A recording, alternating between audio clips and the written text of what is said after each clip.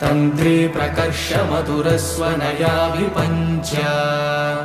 गायत्यनन्तचरितं तव नारदोऽपि भाषा समग्रमसकृत्करसाररम्यम् शेषाद्रिशेखर विभो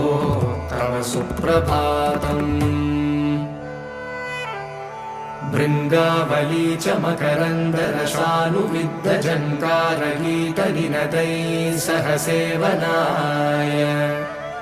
निर्यात्युपान्तसरसी कमलोदरेभ्यः शेषाद्रिशेखर विभो तव सुप्रभातम् योषागणेन वरदग्निविमत्यमाने घोषालयेषु दधिमन्तनतीव्रघोषाः रोषात् कलिं विदधते ककुभश्च